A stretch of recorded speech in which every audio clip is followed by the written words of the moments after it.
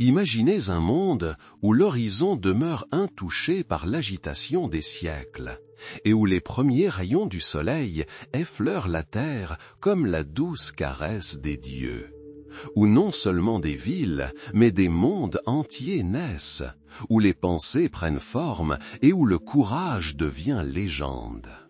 La mer souffle le long des rivages, apportant avec elle le goût salé des secrets. Et la steppe s'étend jusqu'aux confins du monde, portant en elle le murmure des vents anciens.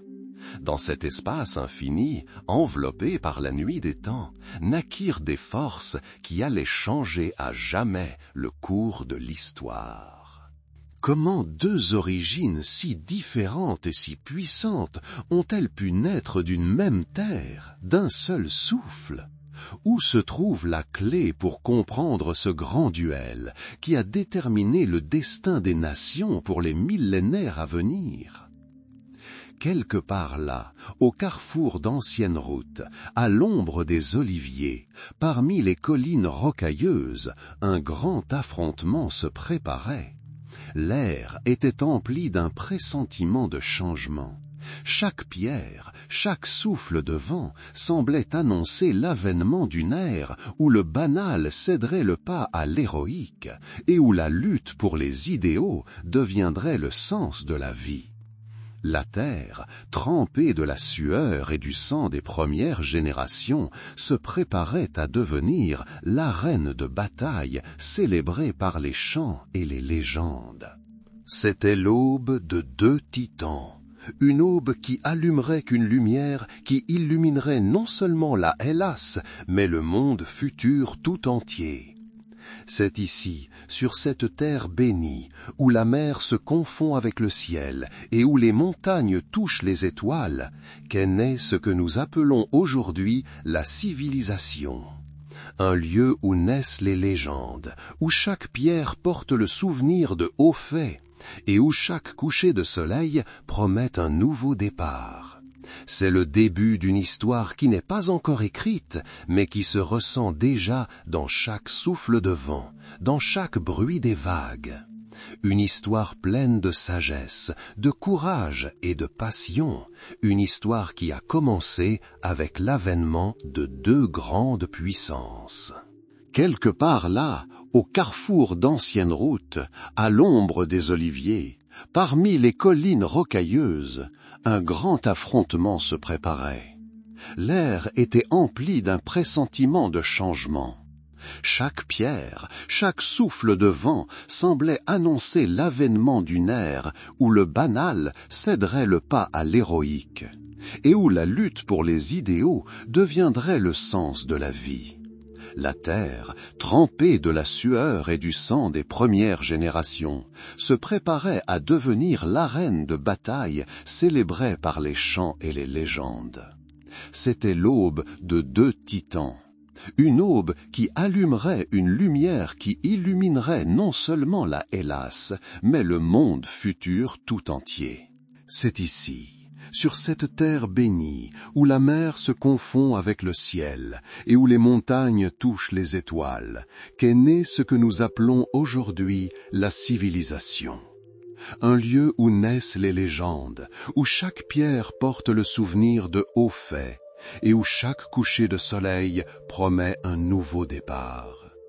C'est le début d'une histoire qui n'est pas encore écrite, mais qui se ressent déjà dans chaque souffle de vent, dans chaque bruit des vagues.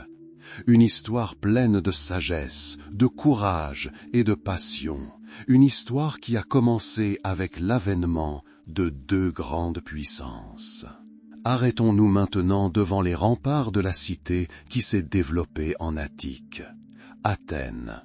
Son nom même évoque sagesse et force. Ce n'est pas seulement une colonie, c'est un organisme vivant, vibrant au rythme de milliers de cœurs. Ici, entre temples de marbre blanc s'élevant vers le soleil et ruelles étroites où les ombres s'entremêlent, naquit quelque chose qui changea le monde à jamais. La démocratie. un mot qui résonne encore dans nos têtes comme une cloche appelant à la liberté. Imaginez l'agora, le cœur de la ville. Plus qu'une simple place de marché, mais un lieu où chaque citoyen, artisan, philosophe ou chef militaire avait voix au chapitre. Le soleil la baigne d'or, se reflétant sur les statues de bronze et la pierre blanche. L'air est empli du brouhaha de la foule, des débats, des rires et des chants. Ici naquirent des idées qui, telles des graines, se répandirent dans toute la Méditerranée, prenant racine dans les âmes. Ici, sur cette terre, l'homme prit conscience de sa propre valeur, de son droit à participer à la maîtrise de son destin. Athènes n'était pas seulement le berceau de la politique, elle devint un hôtel de la pensée. Les philosophes, ces voyageurs en quête de vérité, erraient dans les rues, se rassemblant à l'ombre des platanes ou sur les marches des temples. Socrate avec ses éternelles questions, Platon avec son monde idéal des formes, Aristote avec son désir d'ordonner tout ce qui existe. Leurs paroles, telles des rayons de lumière, perçaient les ténèbres de l'ignorance, éclairant les chemins de la connaissance. Elles enseignaient non seulement à vivre, mais aussi à penser, à voir le monde non seulement tel qu'il est, mais aussi tel qu'il pourrait être. L'art, ô l'art d'Athènes, il insufflait la vie. Les sculpteurs ont sculpté dieux et héros, imprégnant le marbre de mouvement et de passion. Les architectes ont érigé le Parthénon, cette œuvre suprême qui émerveille encore par son harmonie et sa grandeur. Chaque ligne, chaque détail, tel un chant gravé dans la pierre. Un théâtre où tragédie et comédie s'entremêlent, faisant rire et pleurer le public, méditer sur le bien et le mal, le destin et la liberté. Échille, Sophocle, Euripide, leurs voix résonnent encore dans nos âmes, nous rappelant les éternelles passions humaines. Athènes était une ville de contrastes. Ici, sous le couvert de la sagesse et de la beauté, une vie vibrante s'épanouissait. Les citoyens débattaient, votaient et prenaient des décisions. La mer qui baignait les rivages de l'Attique apportait non seulement des biens, mais aussi des nouvelles de contrées lointaines et de nouveaux défis. Cette ville était à la fois fière et sûre d'elle-même, confinant parfois à l'arrogance. Après tout, elle se considérait comme le summum du développement humain, une lumière destinée à illuminer le monde entier. Mais cette lumière, si éclatante et si séduisante, ne pouvait exister en vase clos. Elle attirait l'attention, suscitait l'admiration, voire l'envie. Athènes, avec sa démocratie, sa philosophie et son art, devint un phare auquel beaucoup aspiraient, mais qui pouvait aussi devenir la cible de ceux qui percevaient sa lumière comme une menace. Ici, dans cette ville où chaque pierre respirait l'histoire, les fondations de l'avenir furent posées, mais les tempêtes à venir furent aussi prédites. L'Attique, berceau de la civilisation, se préparait à des épreuves qui mettraient à l'épreuve la force de tout ce qu'elle avait créé. Mais là où la lumière athénienne se répandait comme un fleuve doré, dans les vallées ombragées du Péloponnèse, quelque chose d'autre naissait. Quelque chose forgé dans les vents violents des montagnes et le sol aride qui ne fournissait que le strict nécessaire. C'était Sparte. Pas une ville au sens traditionnel du terme, avec ses agoras animées et ses temples gracieux. Sparte ressemblait davantage à un camp, une forteresse tendant vers l'éternité. Ici, on ne chantait pas d'odes à la beauté. Ici, on enseignait la survie. La vie entière d'un Spartiate était subordonnée à un seul objectif, créer le guerrier parfait. Dès sa naissance, dès qu'un nourrisson poussait son premier cri, il était examiné. Les faibles et les incapables étaient condamnés à l'abandon. C'était cruel, mais les Spartiates croyaient que c'était ainsi qu'ils renforçaient leur tribu, en se débarrassant de tout ce qui était superflu, de tout ce qui pouvait les affaiblir dans les batailles à venir. Les garçons quittaient la maison paternelle à 7 ans. Leur vie commençait à l'Agoge, une école rude où chaque jour était une bataille. On leur apprenait à endurer la douleur, la faim et le froid. On leur enseignait l'obéissance, la discipline et l'intrépidité. Ils dormaient sur de dures nattes de paille, mangeaient maigrement, allant souvent se la procurer eux-mêmes. Leurs vêtements étaient simples et grossiers. Le luxe n'était pas seulement indésirable, c'était un ennemi qui pouvait détourner l'attention de l'essentiel. Leur corps était bronzé par le soleil et endurci par l'entraînement. Leurs esprits étaient d'acier. Le mot « liberté » avait une signification particulière à Sparte. Il ne s'agissait pas de liberté de choix, ni de liberté d'expression. C'était la liberté de vivre sans peur, sans faiblesse, la liberté de servir l'État, qui était tout. À Sparte, les femmes occupaient une position particulière. Elles n'étaient pas interdites de participer au sport. Elles étaient fortes et en bonne santé. Après tout, la naissance des futurs Spartiates dépendait d'elles. Elles ne connaissaient pas l'esclavage domestique. On leur apprenait à gérer le foyer pendant que les hommes étaient à la guerre. Mais leur rôle était également subordonné à un objectif primordial. Elles étaient les mères de guerriers. Elles étaient fières d'entendre « Votre fils est mort en défendant la patrie ». C'était la plus haute distinction. La société spartiate reposait sur une hiérarchie stricte. Au sommet se trouvaient les Spartiates, citoyens et guerriers à part entière. En dessous se trouvaient les Périèques, citoyens libres, artisans et marchands dépourvus de droits politiques. Et tout en bas de l'échelle se trouvaient les Ilotes, esclaves qui travaillaient la terre où vivaient les Spartiates. Ils étaient bien plus nombreux que les Spartiates et constituaient une source constante de troubles.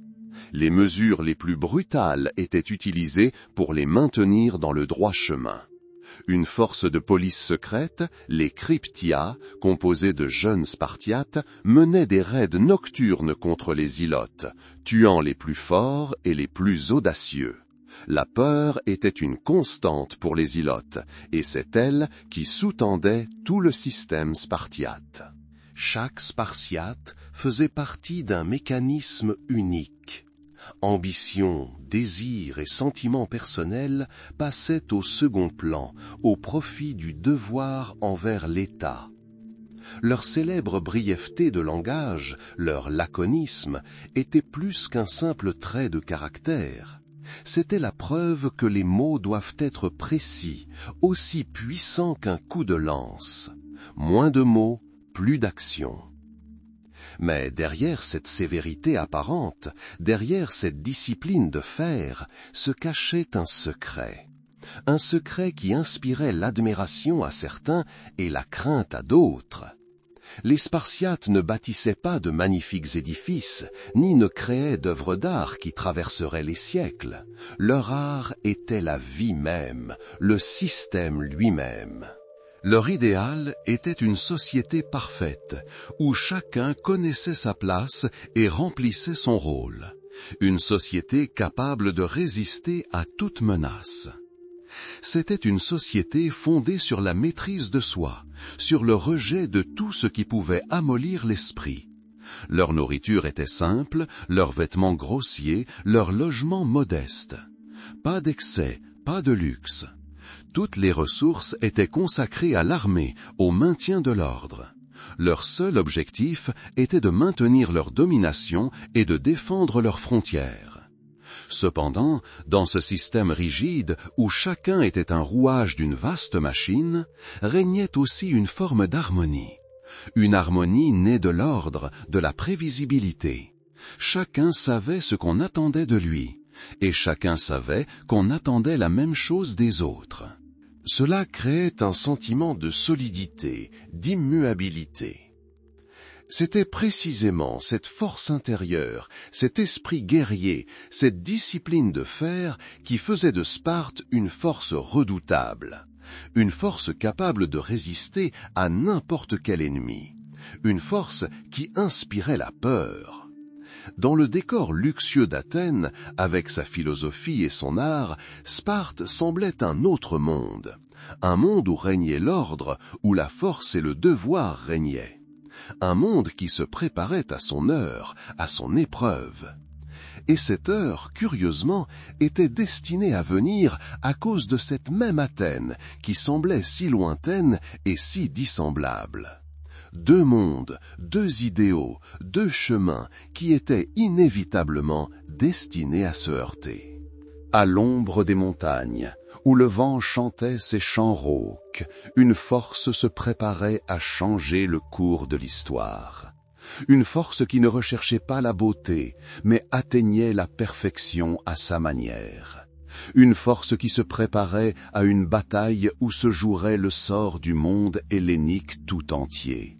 Sparte, terre de guerriers, terre de discipline, terre de mystère, se tenait au seuil de grandes réalisations.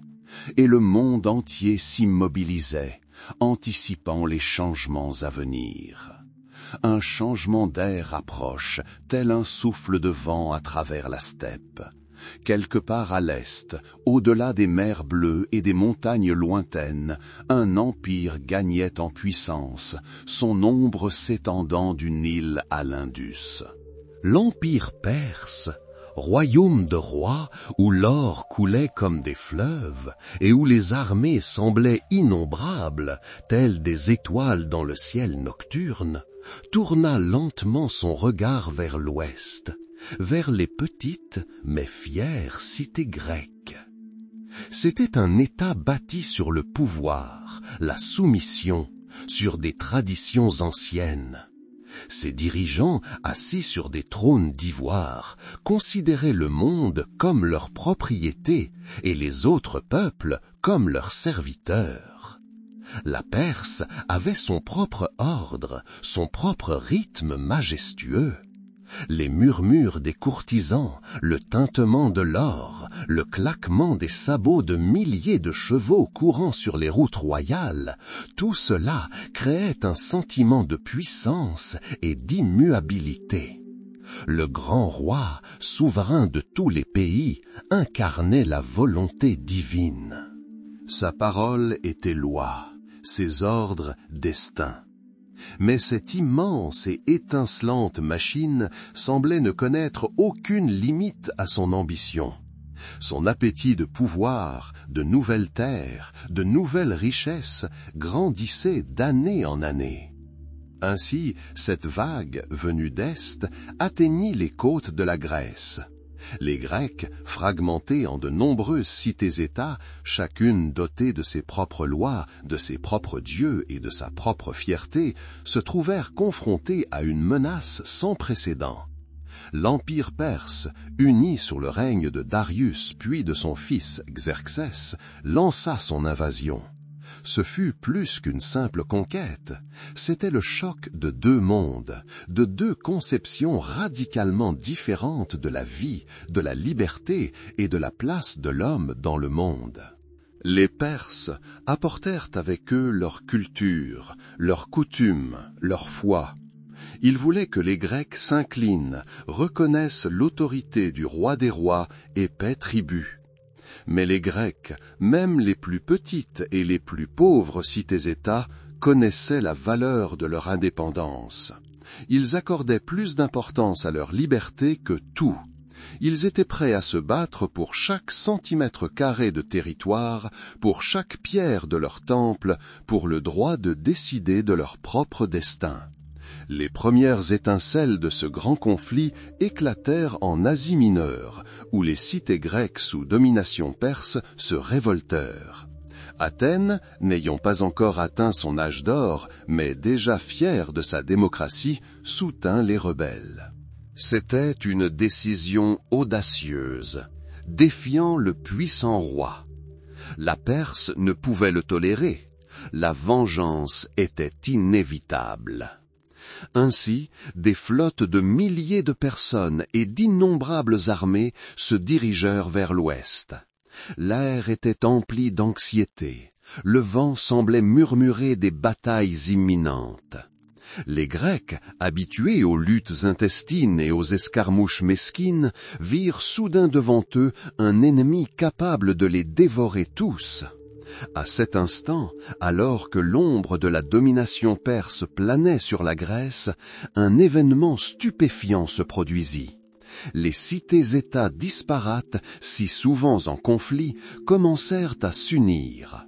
Un ennemi commun, une peur commune, une menace commune, tout cela devint le ciment qui unifia les différentes parties du monde grec. Athènes, Sparte, Corinthe, Thèbes, des cités qui hier encore se méfiaient, devaient désormais trouver un terrain d'entente. Ce ne fut pas chose facile. Les Spartiates, forts de leur discipline militaire, étaient préparés aux batailles terrestres. Les Athéniens, forts de leur marine en pleine expansion, voyaient leur avenir dans la puissance navale. Mais face à la menace perse, ces divergences s'estompèrent. Les premiers affrontements furent brutaux. La bataille de Marathon, où une petite force athénienne, menée par Miltiade, arrêta la redoutable armée perse, entra dans la légende. Ce fut un miracle, né du courage, de la foi en leur propre force et de la certitude que le monde hellénique tout entier les soutenait. Ce jour-là, les Grecs prouvèrent que, même face à des adversaires insurmontables, la victoire était possible si l'on combattait pour la liberté.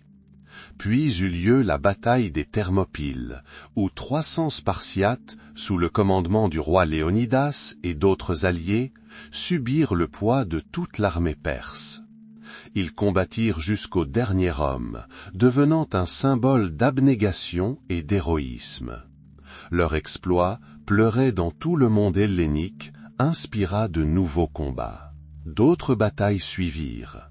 La bataille navale de Salamine, où la flotte athénienne, sous le commandement de Thémistocle, remporta une victoire décisive sur les Perses, marqua un tournant. Le fracas des vagues contre les navires, les cris des guerriers, le craquement du bois, tout cela fit partie du grand drame. L'armée perse, privée de soutien naval, fut contrainte de battre en retraite. Les guerres médiques furent plus qu'une simple série de batailles. C'était une époque où les Grecs prenaient conscience de leur communauté, de leur force, de leur singularité. Ils voyaient que leur démocratie, leur philosophie et leur art n'étaient pas de simples caprices, mais le fondement de leur civilisation, une cause qui valait la peine d'être défendue. Un ennemi commun, tout en créant des rivaux, contribua paradoxalement à leur unification et renforça leur esprit. De cette confrontation, de cette épreuve du feu, naquit une nouvelle Grèce, prête à connaître son âge d'or.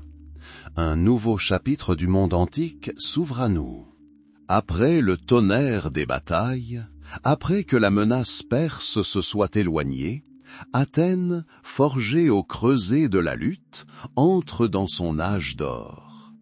L'air au-dessus de la ville, si récemment chargé d'anxiété, semble désormais imprégné d'un parfum de roses et de sagesse. Le soleil, illuminant doucement les édifices de marbre blanc, semble bénir cette floraison. C'est l'époque où le grand stratège et orateur Périclès, tel un timonier habile, mène son navire, l'État athénien, sur des eaux calmes mais fertiles. Sa voix, telle une musique, captive les auditeurs de l'agora. Ces mots, tels des graines, tombent dans un sol fertile, donnant naissance à de nouvelles idées, de nouvelles aspirations. Périclès, Homme d'une intelligence exceptionnelle et d'une volonté inébranlable, devint l'incarnation de cette époque. Il comprit que la véritable force d'Athènes résidait non seulement dans sa marine, mais aussi dans ses citoyens, dans leur liberté de penser et leur quête de perfection. Il insuffla un nouveau souffle à la démocratie, la rendant accessible à quiconque était prêt à assumer la responsabilité du destin de la cité. La vie sur l'acropole elle-même changea. Les pierres, autrefois témoins silencieux de la guerre, reprirent vie sous le ciseau du sculpteur. Le Parthénon, temple majestueux dédié à la déesse Athéna, devint l'incarnation de ce triomphe. Ses colonnes, fines et puissantes, s'élancent dans le ciel bleu, tel un hymne à la beauté et à l'harmonie. Des frises, ornées de sculptures complexes, racontaient l'histoire des dieux et des héros, rappelant à tous les origines des Athéniens et leurs aspirations. Chaque pierre, chaque rayon de lumière éclairant le marbre semblait s'inscrire dans un projet grandiose. Il ne s'agissait pas seulement de construction, mais de création. Architectes, sculpteurs et artistes travaillaient tous, inspirés par l'idée de perfection. Leurs mains, qui avaient autrefois tenu des armes, créaient désormais des chefs-d'œuvre qui enchanteraient les siècles. L'esprit de la pensée hellénique, libre et indomptable, s'exprimait dans ces créations. Assis à l'ombre des oliviers, les philosophes menaient leur conversation, explorant les mystères de l'existence, de la nature humaine et des lois de l'univers. Leurs dialogues, enregistrés par leurs élèves, devinrent le fondement de la philosophie occidentale. Socrate, sage et énigmatique, arpentait les rues d'Athènes, posant des questions qui forçaient les gens à réfléchir sur eux-mêmes et sur leurs croyances. Platon, son élève, développa ses idées et força ses enseignements sur le monde des idées et l'état parfait. Aristote, autre grand penseur, systématisa la connaissance, posant les fondements de la logique, de l'éthique et de la politique. Tragédie et comédie étaient jouées dans les théâtres d'Athènes. Échille, Sophocle, Euripide. Leurs pièces, chargées de sens profonds, faisaient rire et pleurer le public, l'interrogeant sur les éternelles questions de la vie et de la mort, du destin et de la liberté. Plus qu'un simple divertissement, ces représentations faisaient partie intégrante de la vie publique, un moyen de comprendre le monde et d'éduquer les citoyens. Le rythme de vie à Athènes devint plus mesuré, mais non moins intense. Le bruit matinal du marché où les marchands proposaient leurs marchandises se mêlait au pas silencieux des philosophes pressés de discuter. Le soir, alors que le soleil se couchait, teintant le ciel de teintes dorées et violettes, les rues s'emplissaient de rires et de musique. La démocratie athénienne, éprouvée à maintes reprises, devint une référence. Les citoyens participaient à la gouvernance, prenaient des décisions et en assumaient la responsabilité. C'était une expérience audacieuse et audacieuse. Mais elle démontrait ce dont une société est capable lorsque chacun se sent partie prenante d'un tout. Périclès, s'adressant au peuple, évoqua la grandeur d'Athènes, son rôle dans le monde et sa responsabilité envers l'avenir. Ces paroles étaient empreintes de fierté, mais aussi de compréhension de la fragilité des acquis. Il savait que le monde ne s'arrête pas, que chaque triomphe peut être suivi d'une épreuve. Durant cette période de prospérité, l'art et la science atteignirent des sommets sans précédent. Les sculpteurs créèrent des statues d'une réalisme saisissante, traduisant avec tant de précision l'anatomie et les émotions humaines. Les artistes décorèrent temples et édifices, créant des fresques vibrantes représentant des scènes mythiques et de la vie quotidienne. Les poètes composèrent des vers exaltant la beauté de la nature, la valeur des héros et l'amour. Les mathématiciens et les astronomes firent des découvertes repoussant les frontières du savoir. Euclide, Hippocrate, Hérodote, leurs noms resteront à jamais gravés dans l'histoire. Athènes devint un pôle d'attraction pour les peuples du monde hellénique. Savants, artistes, philosophes et artisans affluèrent ici, attirés par les opportunités et l'atmosphère de la ville. C'était un creuset d'idées, un lieu où le nouveau naissait et où l'ancien était réinventé. L'âge d'or d'Athènes est plus qu'une simple période de l'histoire. Il symbolise ce que l'humanité peut accomplir lorsqu'elle pense librement, aspire à l'excellence et croit en sa propre force. C'est une époque où la lumière de la pensée hellénique illumina le monde, laissant une empreinte indélébile sur la culture et la civilisation. Ainsi, tandis que le Parthénon brillait au soleil et que l'agora vibrait des voix de ses citoyens, il semblait que cet âge d'or allait durer éternellement.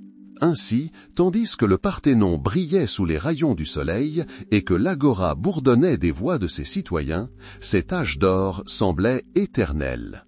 Mais quelque part au sud, là où les terres étaient desséchées par le soleil et les montagnes rudes, une autre force s'éveillait. Le vent soufflait sur le Péloponnèse, porteur du parfum du fer et de l'endurance. Sparte, cité taillée dans la pierre et la volonté, contemplait la majestueuse Athènes avec un scepticisme non dissimulé. Là où les places athéniennes chantaient liberté et sagesse, les casernes spartiates résonnaient du cliquetis des armes et du rythme strict et monotone de l'entraînement. Sparte ne construisit pas de temple comme le Parthénon, ni ne se para de statues de dieux et de héros. Son seul monument était l'homme, le guerrier idéal. Chaque garçon, à peine capable de marcher, s'intégrait à un système qui façonnait corps et esprit avec une constance impitoyable. Agogé, tel était le nom de ce système éducatif. Ni douceur, ni pitié. Le froid, la faim, la douleur, tels furent les premiers maîtres. L'alphabétisation était minimale, l'accent étant mis sur la maîtrise de l'épée, de la lance et du bouclier. Chaque geste, chaque mot, chaque regard, tout était subordonné à un seul objectif, le service de l'État. Ils vivaient simplement, presque ascétiques. Leur nourriture était maigre, leurs vêtements grossiers. Le luxe était un ennemi et l'individualité une aberration suspecte. La vie entière d'un Spartiate était prédéterminée dès sa naissance. Les nourrissons malchanceux, faibles ou malades étaient abandonnés au sommet du mont Taïgète pour laisser la nature suivre son cours. C'était dur, mais du point de vue des Spartiates, nécessaire. Seuls les forts, les résistants, ceux capables d'endurer les épreuves, pouvaient servir de soutien éternel à l'État. À Sparte, les femmes jouissaient de plus de liberté qu'à Athènes. Elles n'étaient pas enfermées. Elles faisaient de l'exercice, renforçant leur corps pour donner naissance à des enfants en bonne santé, de futurs guerriers. Mais leur vie, elle aussi, était subordonnée à un seul objectif, la perpétuation de la lignée spartiate. Il n'y avait ni art, ni philosophie, si ce n'est ceux qui forgeaient le caractère. Leurs chants étaient des hymnes de guerre, leurs danses, une simulation de bataille. Le système spartiate était unique. Il créait une armée qui ne connaissait pas la peur, une armée pour qui la mort au combat était le plus grand honneur. Leur célèbre phalange, formation serrée de boucliers et de lances, était quasiment imprenable. Chaque guerrier connaissait sa place. Chacun ressentait le soutien d'un camarade proche. Ils ne se contentaient pas de combattre ensemble, ils vivaient et mouraient ensemble. Mais cette discipline de fer avait ses inconvénients. La société spartiate était fermée et conservatrice. Toute innovation était considérée avec suspicion. Leur économie reposait sur le travail des zelotes, des fermiers esclaves qui cultivaient la terre et nourrissaient leurs maîtres. Les zelotes constituaient l'écrasante majorité de la population, et la crainte de leur rébellion était un compagnon constant pour les Spartiates. Cette peur alimentait peut-être leur désir de puissance militaire, de pouvoir absolu sur eux-mêmes et sur les autres. Tandis qu'Athènes prospérait, baignée par la lumière dorée de son âge d'or, Sparte attendait son heure. Elle observait la démocratie athénienne, avec sa liberté d'expression et son ouverture, attirait toujours plus d'attention. Elle voyait la marine athénienne dominer les mers, son influence s'étendant à tout le monde hellénique. Et cela ne suscitait pas d'admiration, mais une profonde et froide irritation. Les Spartiates considéraient les Athéniens comme faibles, frivoles et enclins aux excès. Leur art et leur philosophie n'étaient pour eux que des mots creux, leur démocratie un chaos. Leur propre voix, celle de la force, de l'ordre et de la soumission absolue, semblait la seule vraie. Ils commencèrent donc à se préparer, prêts à montrer au monde que le véritable pouvoir ne réside pas dans l'or et l'art, mais dans l'acier et la discipline. Progressivement, comme le signe avant-coureur d'une tempête, les tensions entre les deux grandes puissances s'intensifièrent. Sparte percevait chaque pas d'Athènes comme un défi, chaque nouvelle victoire navale athénienne comme une insulte personnelle. Il n'y avait pas de guerre ouverte entre elles, mais l'atmosphère était chargée de suspicion, d'intrigues et d'hostilité mutuelles. C'était une époque où deux mondes radicalement différents, les deux pôles de la civilisation hellénique, se rapprochaient de plus en plus, annonçant un affrontement inévitable. Athènes, aveuglée par sa propre splendeur, semblait inconsciente de l'ombre qui approchait. Elle continuait à bâtir, à créer et à mener ses affaires, confiante dans l'inviolabilité de sa position. Mais sous le calme apparent, des vagues s'élevaient déjà, prêtes à s'abattre sur elle avec une force inexorable. Sparte, quant à elle, renforçait patiemment et méthodiquement ses rangs, se préparant à révéler sa poigne de fer au monde. Et ce moment approchait, tel un souffle de vent traversant la steppe infinie, apportant avec lui le changement. Un silence épais et palpable, tel le signe avant-coureur d'une tempête, enveloppait le monde des cités helléniques. Le temps semblait ralentir, mais sous cette apparence trompeuse, la tension montait. Athènes, grisée par son propre éclat, continuait de tisser les schémas de sa démocratie, érigeant des temples majestueux où chaque pierre respirait l'art et la pensée. Ces navires, tels des hirondelles rapides, sillonnaient la mer Bleue, transportant commerce et influence bien au-delà des frontières de l'Attique. L'âge d'or semblait interminable. Mais à l'ombre de l'acropole, dans les austères casernes de Sparte, un sentiment différent se préparait. Les Spartiates, dont la vie était forgée d'acier et de discipline, considéraient la splendeur athénienne avec une froide suspicion. Leur monde était un monde d'ordre, où chaque pas était mesuré et chaque mot avait un poids. Ils ne voyaient dans la liberté athénienne qu'anarchie, dans leur art qu'une fantaisie oisive. Leur voix, celle du guerrier, celle du devoir, leur semblait la seule vraie. Et cette voie les menait à une inévitable confrontation. Il n'y avait pas de guerre ouverte entre les deux titans, mais l'atmosphère était chargée d'invisibles tensions hostiles. Chaque geste athénien, chaque nouvelle alliance, chaque victoire navale était perçue par Sparte comme un défi, une attaque contre son mode de vie rude. Les cités-États où régnait autrefois la fraternité étaient désormais en proie à la suspicion et aux intrigues. Escarmouches mineures, conflits locaux, disputes sur les routes commerciales ou l'influence sur les cités-États plus petites, tout cela n'était que des échos, des signes avant-coureurs du tonnerre à venir. Corinthe, puissant centre commercial dont les navires sillonnaient les mers autant que ceux d'Athènes, commença à ressentir la pression. Ses intérêts économiques étaient étroitement liés à ceux d'Athènes, mais ses cercles dirigeants penchaient de plus en plus vers Sparte, craignant la domination athénienne. La marine corinthienne, toujours redoutable, commença à jouer un rôle plus actif, provoquant les Athéniens et perturbant leur route commerciale. Il ne s'agissait pas de simples conflits commerciaux, il s'agissait d'un jeu géopolitique où chaque concession, chaque refus d'une demande était perçu comme une faiblesse.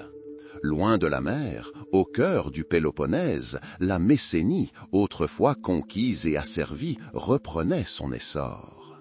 Sparte, qui contrôlait ces terres, réprimait brutalement toute manifestation de dissidence.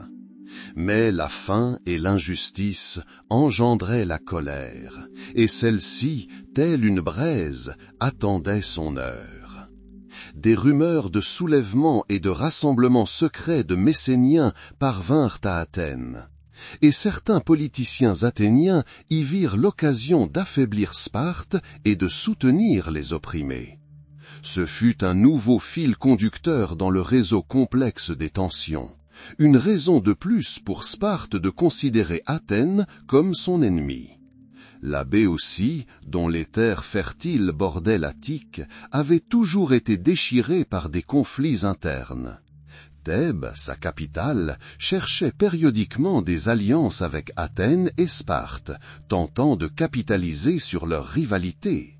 Mais durant cette période, sous l'influence d'agents spartiates, Thèbes pencha de plus en plus vers la coalition anti-athénienne.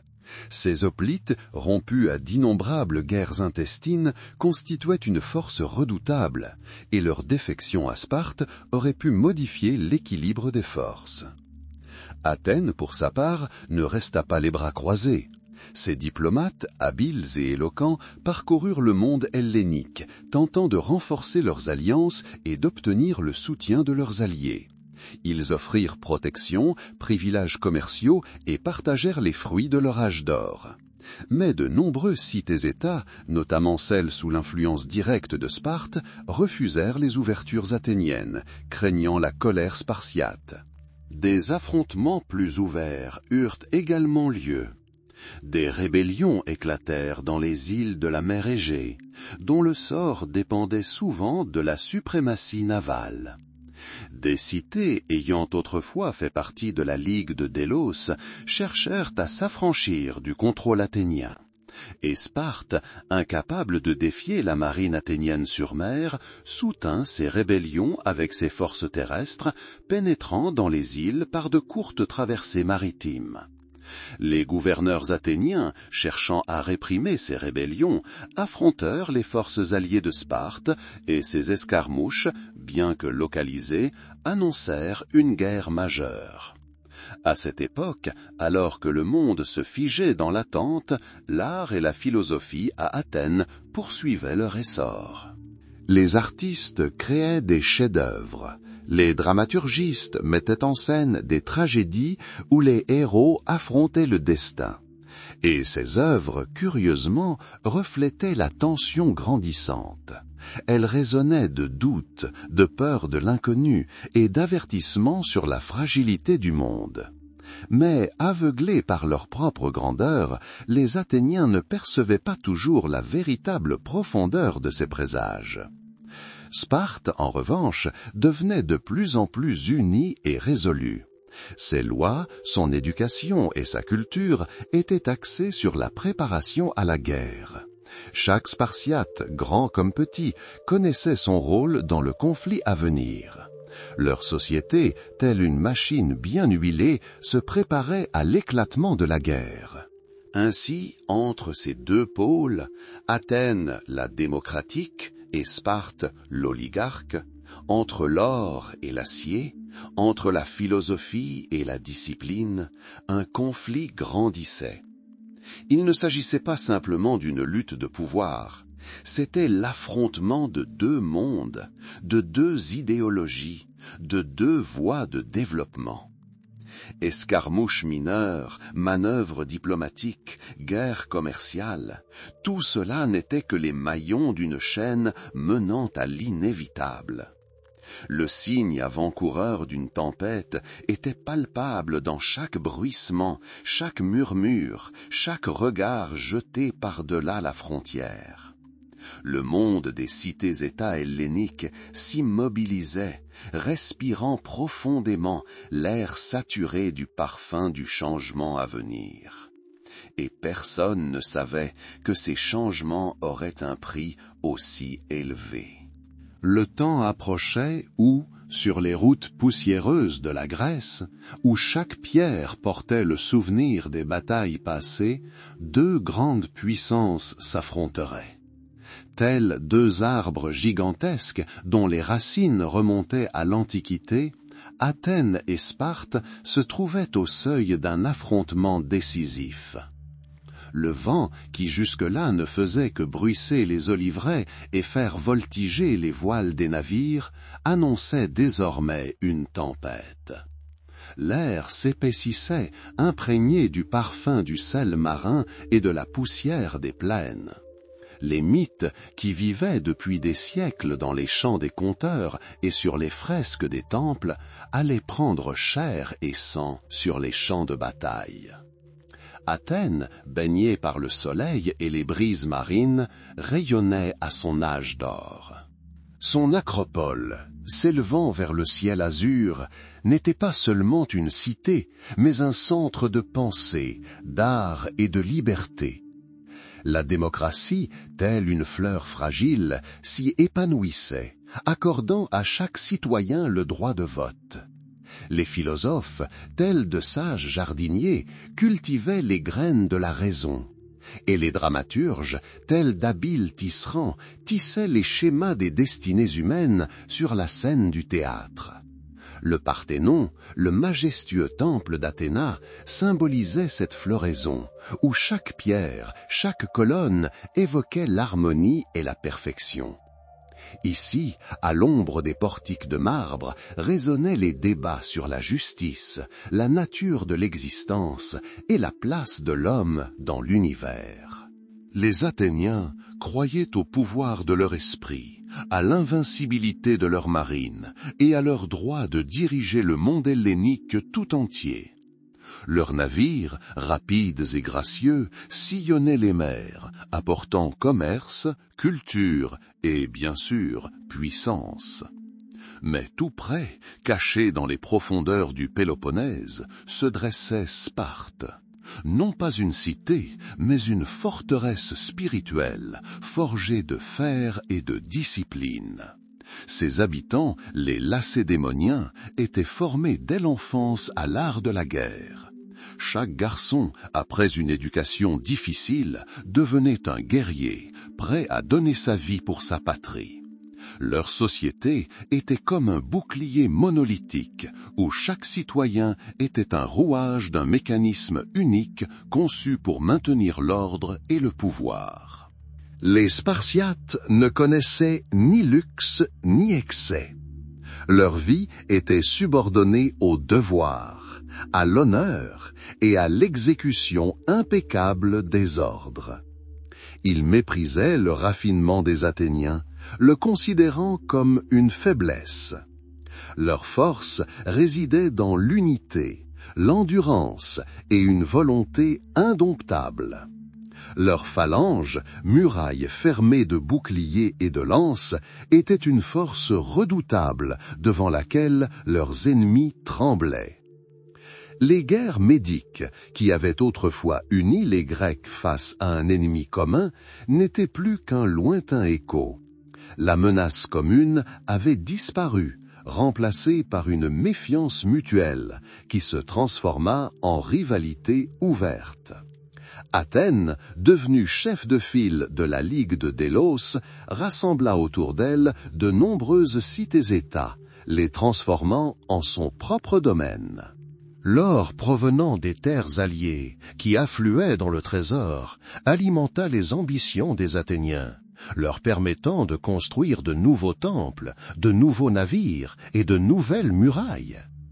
Périclès, sage et clairvoyant, dirigea la cité, concentrant son énergie sur la prospérité et la gloire. Il semblait que rien ne puisse ébranler cette grandeur. Mais Sparte, réticente à la domination athénienne, commença à rassembler ses forces. Son influence grandit parmi les États du Péloponnèse, mécontents de l'hégémonie athénienne. La crainte de la puissance, de la richesse et de la supériorité culturelle athénienne devint un facteur d'unification pour les alliés spartiates. Sparte, avec sa discipline de fer et sa volonté inébranlable, représentait une force capable de défier l'âge d'or athénien. La tension montait comme l'air avant la tempête. Escarmouches mineures, conflits frontaliers, conflits commerciaux, tout cela n'était que l'écho de la tempête à venir. Les diplomates allaient et venaient, cherchant un compromis, mais leurs paroles étaient noyées par le vacarme grandissant du mécontentement. Athènes, aveuglée par son succès, ne parvenait pas à percevoir toute la profondeur de l'abîme qui s'était ouvert sous ses pieds. Sparte, au contraire, gagnait en détermination. Ses guerriers, aguerris au combat, étaient prêts au combat. Le souffle du vent sur la steppe, qui n'avait jusque-là apporté que fraîcheur, murmurait désormais son inéluctabilité. Le monde se figea d'impatience. Puis, lorsque les premiers rayons du soleil coloraient l'horizon, l'évidence devint évidente. Une grande confrontation se préparait. La guerre du Péloponnèse, une bataille où mythes et légendes deviendraient réalité, où le sort de la Grèce se jouerait sur le champ de bataille. C'était l'affrontement de deux mondes, de deux idéologies, de deux voies de développement qui changeraient à jamais le cours de l'histoire. Personne ne savait que ce jour marquerait le début de la fin d'un âge d'or, mais le début d'un nouveau chapitre tragique. Athènes, autrefois étoile brillante, cœur de la Grèce, sentit le vent froid du changement caresser ses toits dorés. Le ciel, jusque-là clair, commença à s'épaissir de nuages gris, annonçant une tempête. La grande guerre du Péloponnèse, qui avait débuté comme une lutte de pouvoir, un affrontement entre deux mondes, prenait de l'ampleur, révélant des blessures apparemment incurables. Au début, elle semblait n'être qu'une épreuve de plus, semblable à celle qu'Athènes avait traversée auparavant, et qui en ressortait encore plus forte. Mais cette guerre était différente. Elle portait en elle les germes de la destruction, germant au plus profond de la cité. La puissante marine, fierté d'Athènes, qui avait conquis les mers, devint alors son fossoyeur. La bataille de Sicile, un plan ambitieux qui promettait une grandeur sans précédent, tourna au désastre. Les énormes trirèmes, autrefois rapides à fendre les vagues, gisaient désormais au fond de la mer tels des jouets brisés, leurs mâts émergeant de l'eau tels des pierres tombales. L'eau, habituellement douce et amicale, devint menaçante, reflétant un ciel chargé de cendres et de peur. Des milliers de guerriers, les plus illustres fils d'Athènes, périrent là, dans des eaux étrangères, leurs cris perdus dans le rugissement des éléments et le fracas des armes ennemies.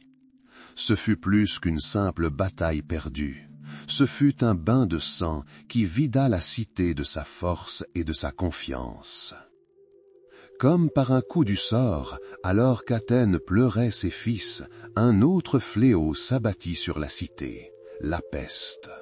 Un ennemi invisible, ignorant richesse et pauvreté, gloire et honte, commença sa progression dans les rues étouffées par la chaleur et le désespoir. De l'agitation et du bruit des quartiers portuaires, la maladie se propagea à une vitesse alarmante. Elle pénétra les maisons, les temples et le cœur même des familles. L'odeur de la mort devint une compagne constante. Les rues, autrefois remplies de rires et de bruits de pas, résonnaient désormais de gémissements et du léger bruissement des pas traînants. Ceux qui marchaient fièrement au son des flûtes et des cymbales tombèrent, épuisés, les yeux flamboyants et le souffle court.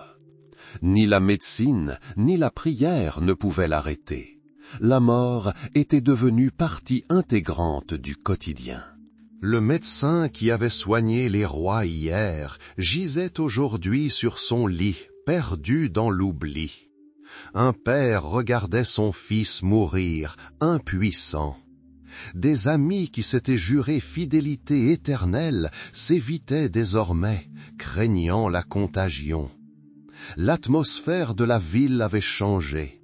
Fini la sérénité, la confiance en l'avenir qui avait toujours distingué Athènes. À sa place, la peur s'était installée, froide et pénétrante. Avec la peste et la destruction de la flotte, la désillusion grandit dans le cœur des Athéniens. Désillusion envers les idéaux qu'ils avaient si longtemps chéris. La démocratie, qui semblait le summum de la perfection humaine, semblait désormais fragile et incapable de faire face à l'adversité. La philosophie, censée éclairer le chemin, semblait impuissante face à la mort et à la souffrance. L'art, qui avait célébré la beauté et l'harmonie, ne suscitait plus que des sourires amers. Où étaient les dieux lorsque leurs enfants périrent dans les mers et dans les rues? Où était la sagesse qui aurait dû les guider vers la prospérité? Les voix autrefois pleines de conviction semblaient désormais vides. Les mots autrefois inspirants n'évoquaient plus que l'incrédulité. Les gens commencèrent à douter de tout ce qui constituait le fondement de leur vie. On aurait dit que la ville elle-même, autrefois bastion de la civilisation, sombrait lentement dans les ténèbres. Le vent qui transportait autrefois le parfum des fleurs de l'acropole n'emportait plus que celui de la maladie et des cendres. Le murmure discret de la mer au large du Pirée, autrefois symbole de puissance et de liberté, résonnait désormais comme un chant lugubre. Les ombres s'allongeaient, consumant les couleurs vibrantes de la vie. Athènes, la ville qui avait tant donné au monde, avait désormais besoin d'être sauvée, et ce salut ne viendrait pas. Les guerriers revenant des champs de bataille portaient avec eux non seulement des blessures, mais aussi l'amertume de la défaite. Leurs armures, autrefois étincelantes, étaient couvertes de poussière et de sang. Leurs visages, autrefois empreints de courage, exprimaient désormais la lassitude et la désolation.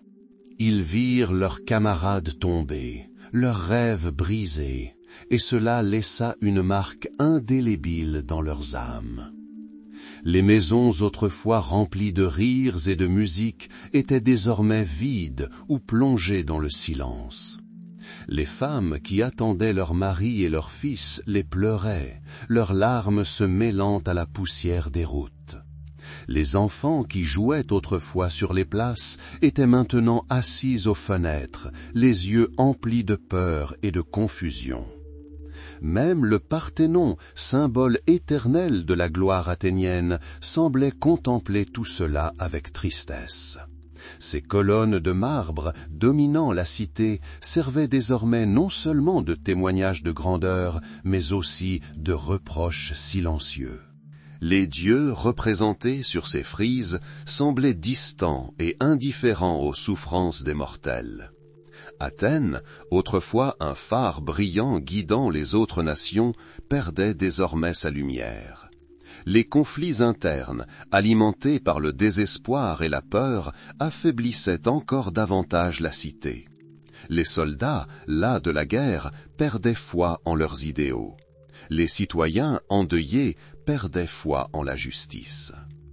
Cette perte de foi fut peut-être la conséquence la plus terrible de la guerre. Quand les idéaux s'effondrent, quand la foi s'évanouit, seul le vide demeure. Et dans ce vide, il est facile de se perdre, de perdre son chemin. Athènes, ayant perdu sa flotte et ses fils, avait aussi perdu une part de son âme. La ville qui portait fièrement l'étendard de la démocratie et de la culture se trouvait désormais au bord de l'effondrement, faible et vulnérable. L'air d'Athènes était lourd, imprégné d'un parfum de maladie et de chagrin. Le silence, autrefois symbole de paix, était désormais menaçant.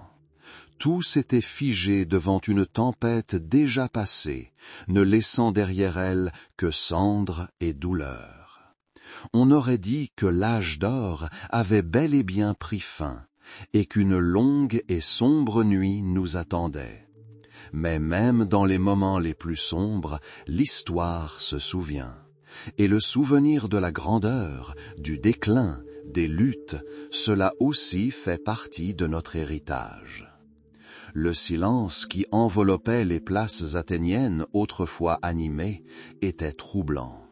Il portait les échos de la douleur et de la déception, telle une peur tapie dans l'ombre. Les majestueuses colonnes du Parthénon, illuminées par le faible soleil couchant, semblaient s'incliner dans un silence lugubre. La démocratie née ici avait affronté les dures réalités de la guerre, et ses idéaux, apparemment indestructibles, étaient blessés. Les dieux, gravés dans le marbre, semblaient s'être détournés, laissant les mortels seuls avec leur chagrin. L'air était lourd, imprégné du parfum de la maladie et de la perte. La cité, qui avait été récemment le centre du monde hellénique, paraissait désormais fatiguée et hagarde. Le vent qui soufflait sur ces collines n'apportait que les murmures de la défaite. Mais l'histoire a horreur du vide. Là où la lumière d'un luminaire s'éteignait, un autre commençait inévitablement à briller. Athènes, affaiblie, gisait dans l'ombre, mais ce n'était qu'un instant, une brève pause avant un nouveau chapitre. Sparte, dont la vie avait toujours été régie par les lois strictes de la discipline et de la valeur militaire, voyait alors sa chance. Ces guerriers aguerris au combat, habitués aux épreuves, ne connaissaient pas la fatigue au sens athénien. Pour eux, la guerre n'était pas une tragédie, mais un état naturel, une voie vers la grandeur. Après de décennies de lutte acharnée, alors qu'Athènes semblait tenir le sort du monde grec tout entier entre ses mains, la balance pencha. La guerre du Péloponnèse, cet affrontement titanesque entre les deux pôles de la civilisation hellénique, laissa de profondes cicatrices. Athènes, autrefois resplendissante par sa marine et sa richesse, fut anéantie. Sa puissance navale, source de fierté et instrument de domination, fut anéantie. La peste qui ravagea la cité coûta la vie à des milliers de personnes, dont Périclès lui-même, dont le bon sens et le leadership avaient si longtemps préservé Athènes de commettre des erreurs fatales. La désillusion face aux idéaux, la foi en la justice et la victoire ébranlée se révélèrent tout aussi dévastatrices que n'importe quelle bataille. Ainsi arriva le moment où Sparte, toujours éclipsée par la splendeur athénienne, prit le dessus. Son hégémonie, longtemps attendue et durement acquise, semblait inébranlable. 40 ans s'étaient écoulés depuis la fin de la guerre, mais ces échos résonnaient encore dans le cœur des Grecs. Les guerriers spartiates, au visage sévère et au regard impénétrable, devinrent désormais les arbitres du destin.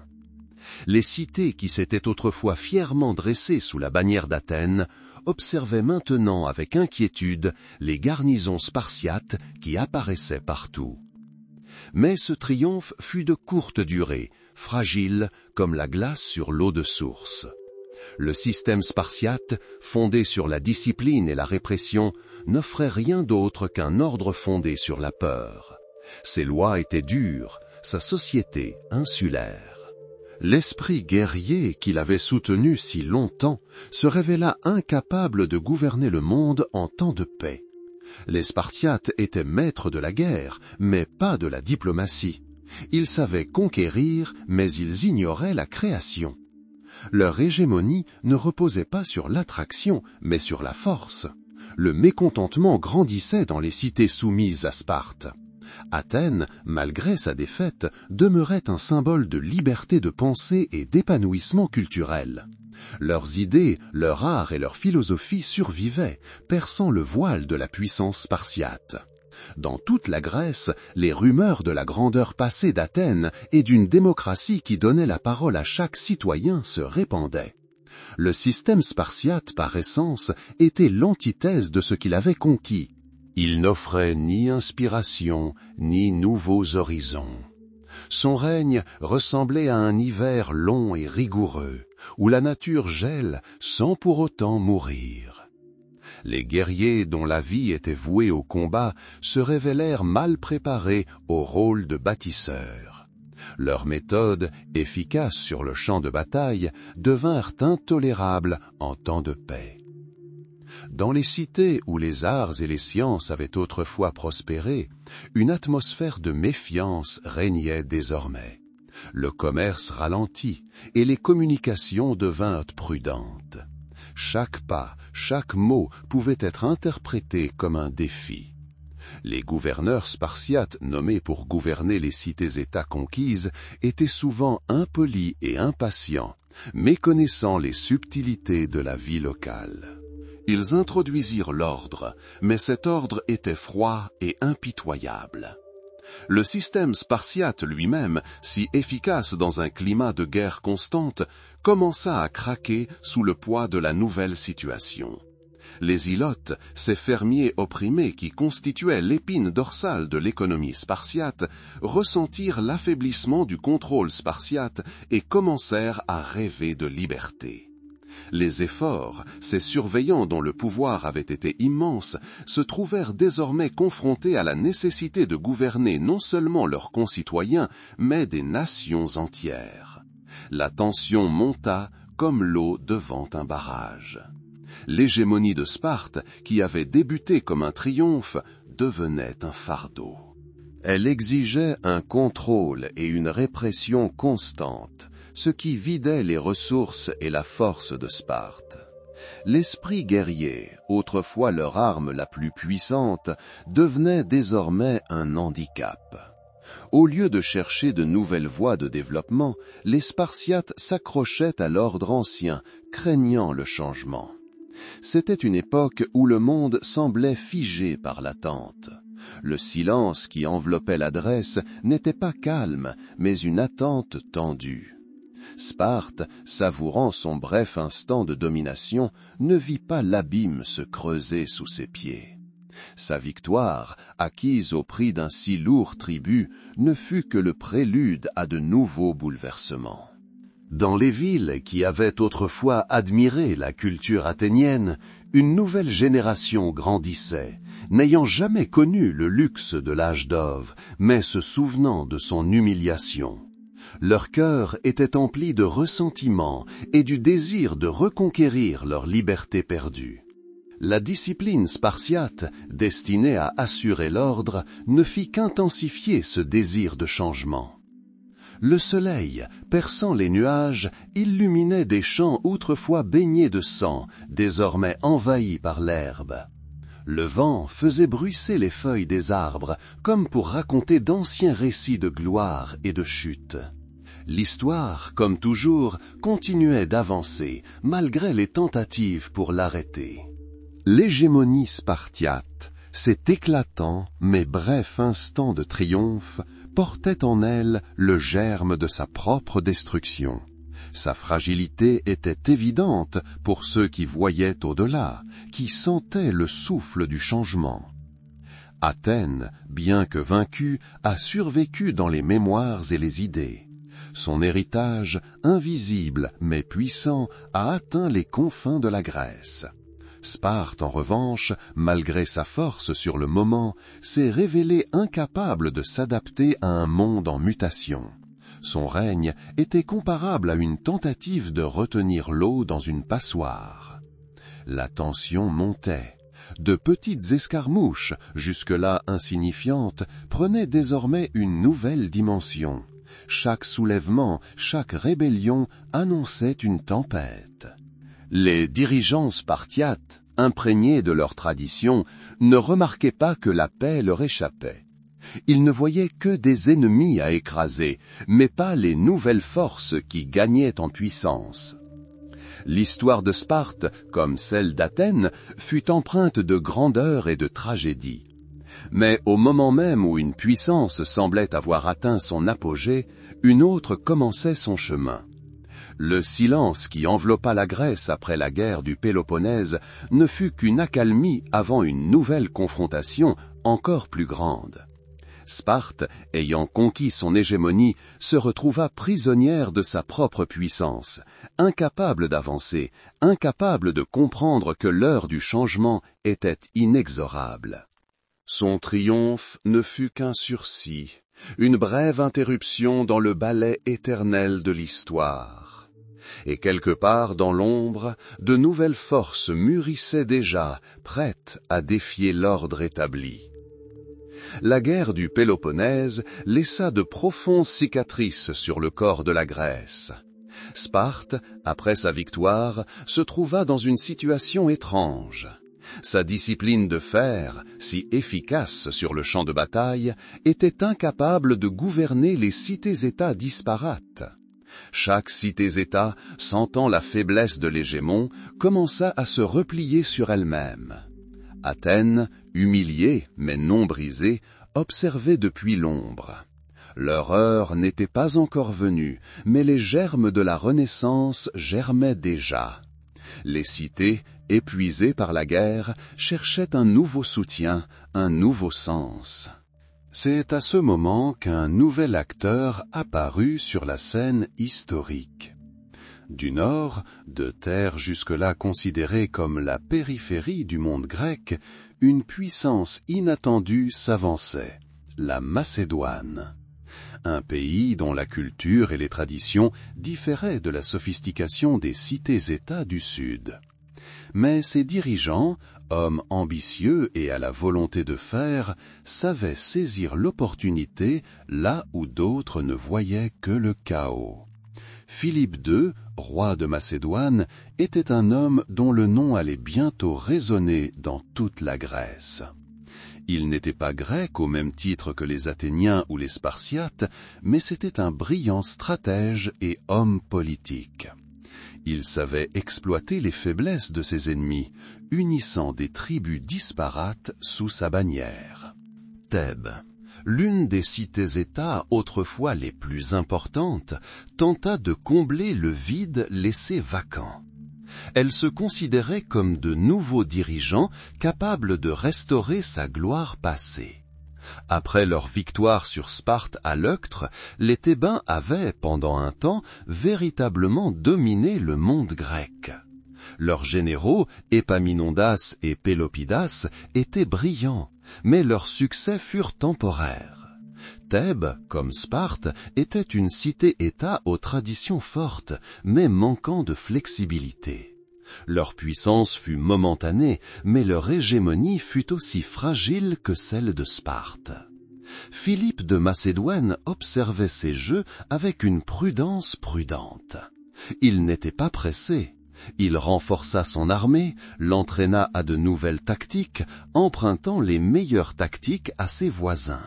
Sa phalange, armée de longues lances, Les Sarisses constituaient une force redoutable.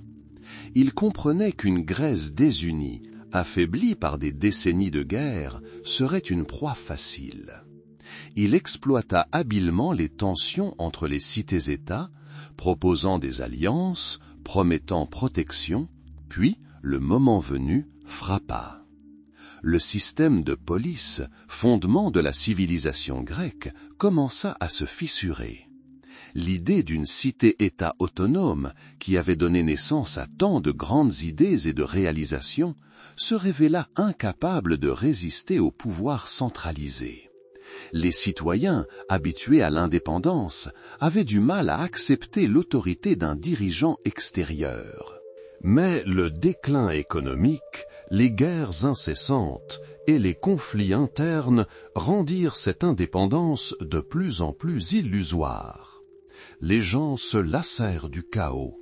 Ils aspirèrent à la paix et à l'ordre, même si cela signifiait la soumission. Philippe de Macédoine exploita habilement cet état d'esprit. Il se présenta comme le sauveur de la Grèce, libéré des conflits internes et de la menace extérieure qu'il avait lui-même attisée. Il parla de l'unité grecque et de la nécessité de se soulever contre les Perses, qui restaient des ennemis. Ces paroles trouvèrent un écho auprès de nombreux citoyens, qui voyaient en lui une force capable de restaurer la Grèce dans sa gloire passée. Thèbes, se sentant menacée par la Macédoine, tenta d'unifier la Grèce contre Philippe. Elle le considérait comme un barbare, une menace pour la culture grecque. Athènes, malgré son ancienne inimitié avec Sparte, devint également méfiante. La démocratie, bien qu'affaiblie, tenait à son indépendance. Une unité temporaire et fragile émergea face à un ennemi commun. Mais Philippe était plus rusé. Il savait que sa force résidait dans son armée, tandis que celle des cités grecques résidait dans leur désunion. Il usait de diplomatie, soudoyait, menaçait, forçait des alliances, puis les brisait. Il était un maître de la politique. Et lorsque le moment décisif arriva, lorsque les cités grecques s'unirent enfin contre lui, elles n'étaient plus assez fortes. La bataille de Chéronée, livrée en 338 avant Jésus, marqua un tournant. Sur ce champ de bataille, deux mondes s'affrontèrent. D'un côté, les forces unies des cités-États grecques. De l'autre, l'invincible phalange macédonienne. Philippe, qui participa lui-même à la bataille, fit preuve de son génie militaire. L'armée macédonienne remporta une victoire décisive. Cette victoire marqua la fin de l'ère de l'indépendance des cités-États. Les cités-États grecques, qui avaient lutté pendant des siècles pour leur liberté, se retrouvèrent sous la domination du roi macédonien. Thèbes, l'une des principales opposantes de Philippe, fut punie particulièrement sévèrement. La cité fut détruite et ses habitants vendus comme esclaves. Athènes, tout en conservant son statut, fut contrainte d'accepter l'hégémonie macédonienne. Le déclin du système des polices ne fut pas un effondrement brutal, mais un déclin progressif. Les grandes idées de démocratie, de philosophie et d'art nées dans ces cités ne disparurent pas. Elles trouvèrent simplement un nouvel espace de développement. Le monde changeait. L'ère des grandes cités-États, avec leurs guerres et leurs rivalités incessantes, s'éloignait. Une nouvelle ère s'annonçait, celle des empires, où le destin des nations se jouait non sur les places publiques, mais dans les chambres des rois et sur les champs de bataille de vastes armées. Thèbes, autrefois une puissance redoutable, n'était plus qu'un vestige de sa gloire passée. Sa tentative de remplacer Athènes et Sparte échoua. La Macédoine, sous la direction de Philippe, puis de son fils Alexandre, devint la nouvelle puissance dominante. C'était un monde où la liberté individuelle cédait le pas à l'ordre et à la discipline. Mais cet ordre reposait sur la force, et la force, comme l'histoire l'a montré, est souvent éphémère. Le déclin du système de la police fut un changement non seulement politique, mais aussi culturel. L'attention se déplaça du monde intérieur de la police vers le monde hellénistique plus vaste. Les idées nées à Athènes se répandirent alors dans toute la Méditerranée et au-delà, mais dans un contexte nouveau. C'était une époque où les anciens héros quittaient la scène et de nouveaux surgissaient à leur place, dont les noms restaient à écrire dans les annales de l'histoire.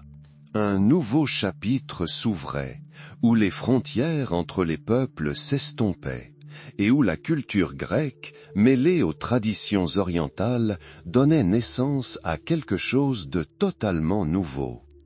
Le déclin du système des polices n'était pas une fin, mais une transformation. Le grand héritage de la Grèce se préparait à un nouveau voyage qui durerait des millénaires. Le silence qui avait précédé la tempête semblait tout envahir. Le vent s'apaisa, comme s'il retenait son souffle, et le soleil, perçant le voile des nuages, illumina un paysage où de grands empires s'étaient succédés.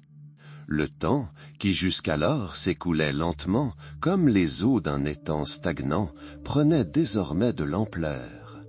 On aurait dit que l'histoire elle-même, lassée de l'éternel affrontement entre Athènes et Sparte, avait décidé d'accélérer son rythme pour faire entrer plus vite le monde dans une ère nouvelle. Fini le temps où le sort des Grecs se décidait sur l'agora, à ciel ouvert, au cours de débats houleux entre citoyens. Désormais, les décisions se prenaient dans des salles obscures, où généraux et rois chuchotaient, où se jouaient les destinées de nations entières. Thèbes, dont le courage avait récemment stupéfié tout le monde, n'était plus qu'un pâle reflet de sa gloire passée, rappelant que même la force la plus puissante peut se révéler fragile. Leur tentative de remplacer les deux géants s'était révélée trop ambitieuse. Une nouvelle puissance émergeait, la Macédoine. Philippe, puis son fils Alexandre, apportèrent avec eux une nouvelle réalité. C'était un monde où les libertés individuelles, si prisées à Athènes, cédaient le pas à une discipline et un ordre strict. Un ordre fondé sur la force qui, comme l'histoire l'avait enseigné, ne dura jamais. Le déclin du système des polis ne fut pas seulement un changement politique, il fut aussi culturel. Le centre d'intérêt se déplaça. Au lieu du monde clos de chaque poli, c'est le monde hellénistique tout entier qui s'ouvrit désormais à la pensée grecque. Les idées nées à l'âge d'or d'Athènes, démocratie, philosophie et art, ne disparurent pas. Elles entamèrent simplement un nouveau voyage, se propageant à travers la Méditerranée, vers des terres dont les Grecs n'avaient jusqu'alors entendu parler que par légende. Mais ce chemin était déjà différent. La culture grecque, mêlée aux anciennes traditions orientales, commença à donner naissance à quelque chose d'entièrement nouveau, d'inédit. C'était une époque où les héros d'antan, dont les noms résonnaient dans le monde entier, s'estompèrent, laissant place à de nouveaux visages dont les histoires restaient à écrire. Le monde se préparait à de grands changements. Les frontières entre les nations s'estompaient. L'attente de l'inconnu planait sur l'air. Le grand héritage de la Grèce, sans perdre sa force, se préparait à une transformation, à une nouvelle étape de son interminable voyage à travers les millénaires. Le silence précédant l'aube d'une ère nouvelle se faisait sentir partout, dans chaque bruissement des feuilles, dans chaque souffle du vent. Les leçons tirées des interminables disputes d'Athènes, de la volonté de fer de Sparte, de la tragédie de la guerre du Péloponnèse ne furent pas oubliées. Telles des graines, elles furent portées par le vent du changement, prêtes à germer dans un sol nouveau. Chaque cité-État, chaque citoyen, chaque guerrier laissa son empreinte sur cette vaste mosaïque historique. Et cette empreinte, parfois à peine perceptible, parfois vive, persista en nous, dans nos aspirations, dans notre compréhension du monde. La démocratie, née à Athènes, s'est avérée être plus qu'une simple forme de gouvernement, mais un idéal éternel auquel des générations aspireraient. La philosophie, qui a débuté son cheminement par des questions sur l'existence et la connaissance, est devenue le fondement de nombreux enseignements mondiaux.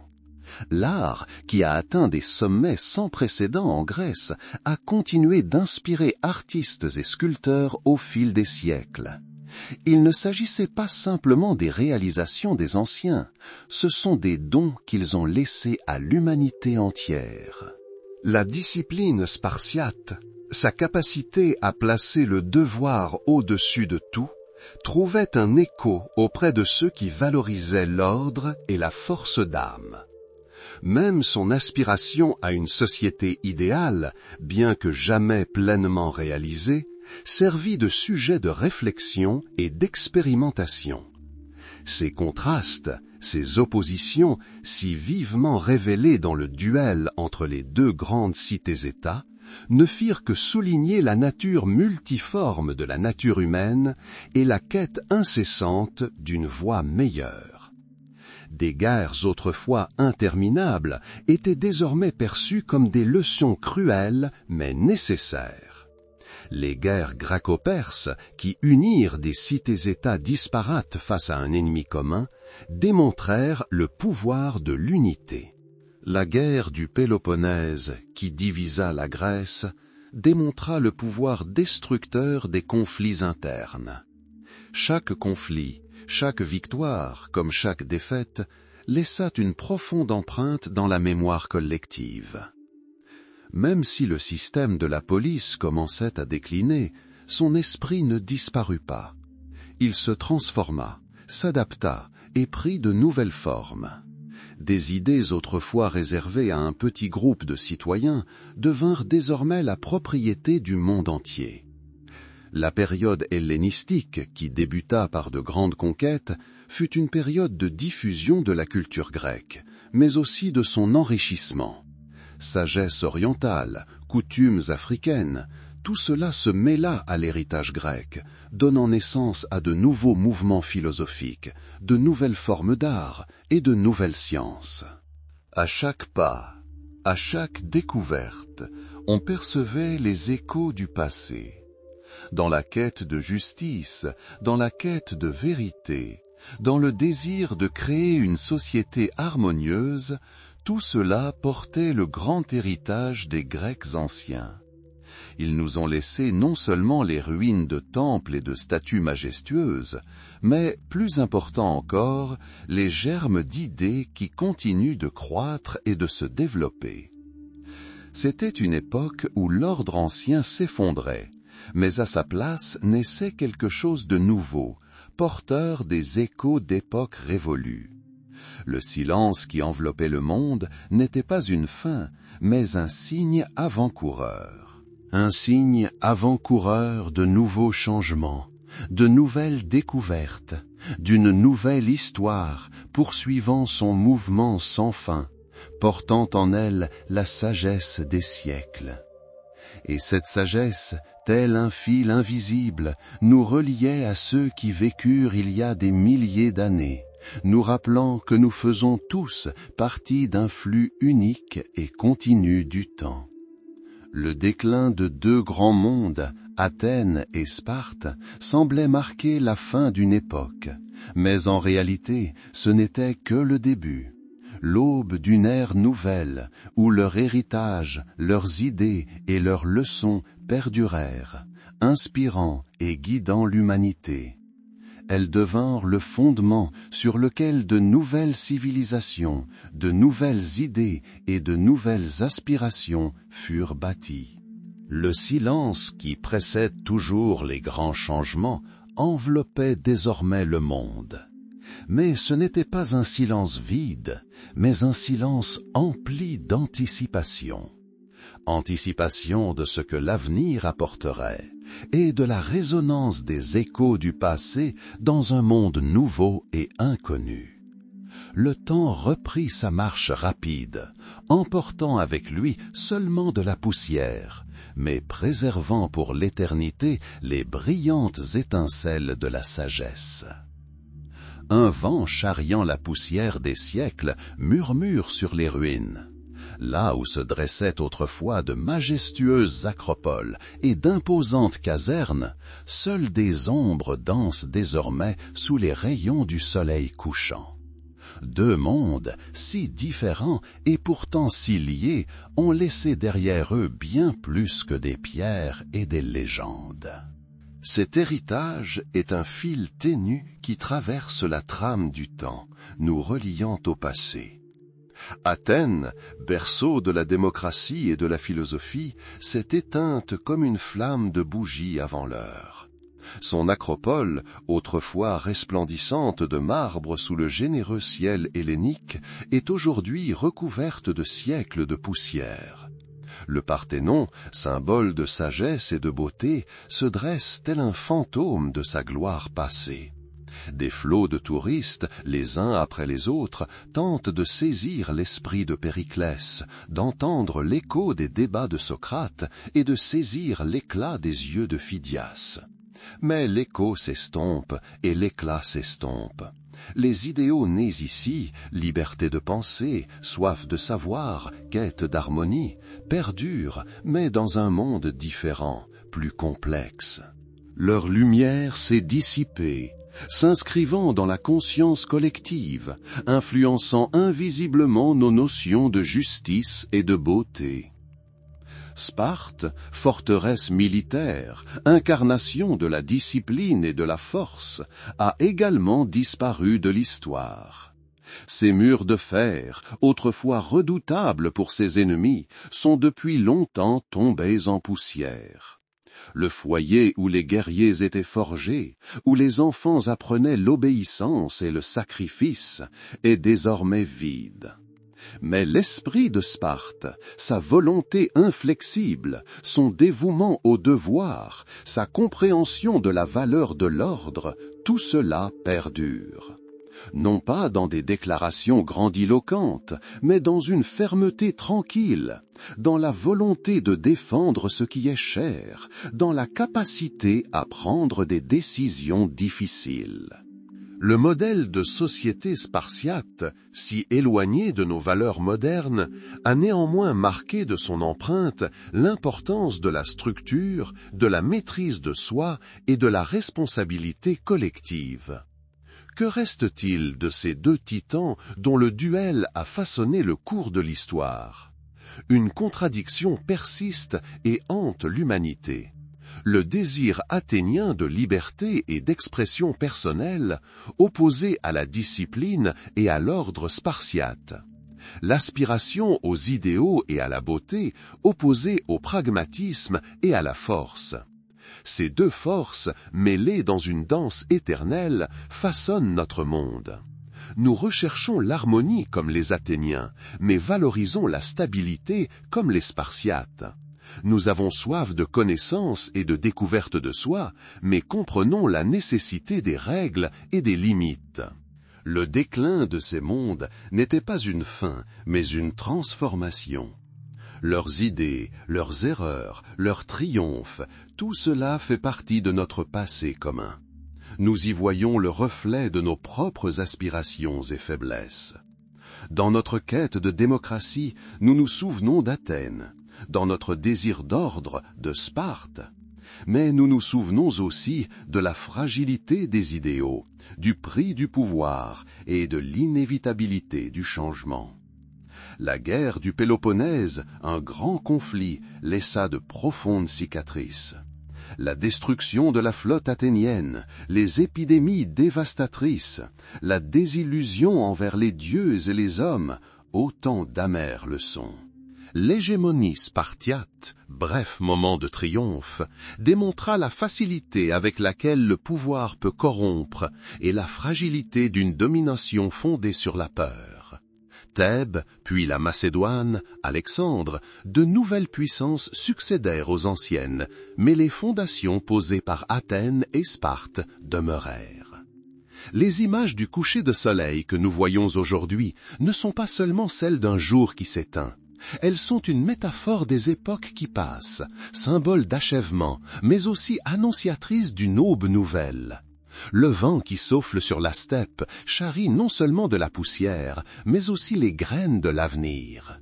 Il murmure que même après les plus grandes chutes, quelque chose de nouveau naît. Et dans le silence qui enveloppe ces terres ancestrales, on n'entend pas le vide, mais l'attente. L'attente de voir les échos de deux grands mondes continuer à résonner dans le cœur et l'esprit des hommes, façonnant leur chemin. Ce n'est pas seulement de l'histoire, c'est une part de notre âme, gravée dans les siècles. Ainsi, lorsque le dernier rayon de soleil effleure les sommets du Parthénon, et que le poids du bouclier s'attarde entre les mains des guerriers spartiates, l'histoire de deux grandes cités helléniques atteint sa fin naturelle. Il n'y eut pas de fin brutale, seulement un lent déclin, telle la brise du soir mourant après une journée pleine de vie. Le vent qui autrefois faisait flotter les bannières d'Athènes sur la voie de la victoire, murmure désormais à travers les ruines, dispersant la poussière des siècles. Le silence qui enveloppe l'acropole n'est pas vide, mais attend. Il attend que les échos de leurs débats, de leur sagesse, de leurs erreurs, retrouvent leur place dans le ballet éternel de la mémoire humaine.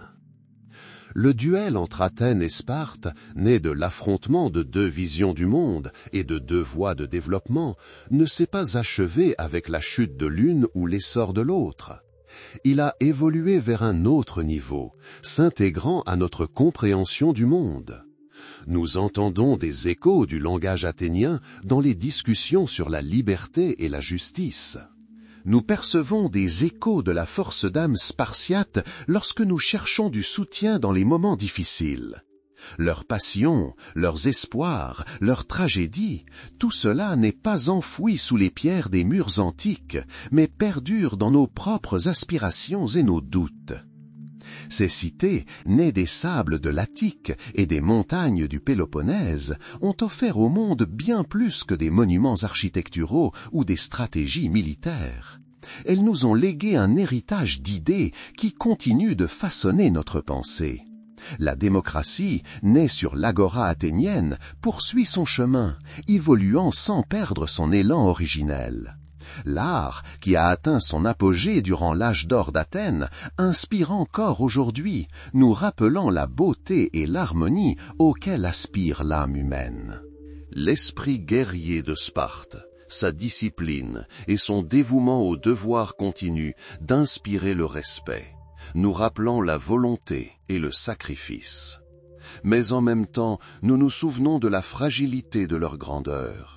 Nous nous souvenons de la facilité avec laquelle les idéaux peuvent être déformés, de la tentation que le pouvoir peut engendrer et de la force qui peut mener à la ruine.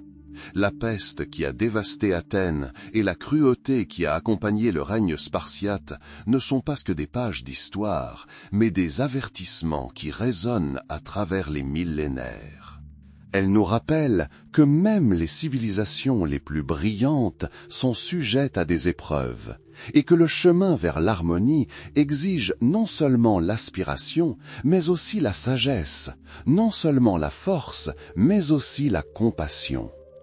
Lorsque les derniers navires de la flotte athénienne sombrèrent dans les eaux bleues de la mer Égée, lorsque les boucliers spartiates furent recouverts de la poussière de l'oubli, l'histoire ne prit pas fin.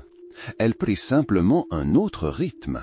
Le vent qui souffle sur la Grèce porte non seulement le parfum de la mer et de l'absinthe, mais aussi le murmure du temps. Un murmure selon lequel chaque époque a son aube et son crépuscule, mais que les graines semées dans le passé continuent de germer dans l'avenir. Nous sommes au seuil d'un nouveau millénaire, et dans le silence de cet instant, deux voix résonnent. La voix d'Athènes appelant à la raison et à la liberté, la voix de Sparte nous rappelant le devoir et le courage. Ces voix ne se contredisent pas, mais se complètent, créant une symphonie complexe de l'existence humaine. Leur opposition, leur rivalité, leur héritage commun, tout cela fait désormais partie intégrante de notre monde. Et lorsque la lueur du soir teinte le ciel d'un rouge cramoisi, comme pour dire adieu aux jours passés, nous ressentons la paix des ruines antiques, la paix du souvenir éternel. L'histoire d'Athènes et de Sparte n'est pas un chapitre clos, mais une mélodie sans fin qui continue de résonner dans nos cœurs, nous rappelant que, même après le triomphe le plus éclatant et la chute la plus amère, demeure une éternelle quête de lumière, de vérité, de sens.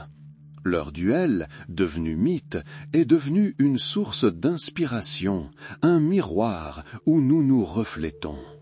Et dans ce reflet silencieux, dans ce souvenir serein, réside leur immortalité.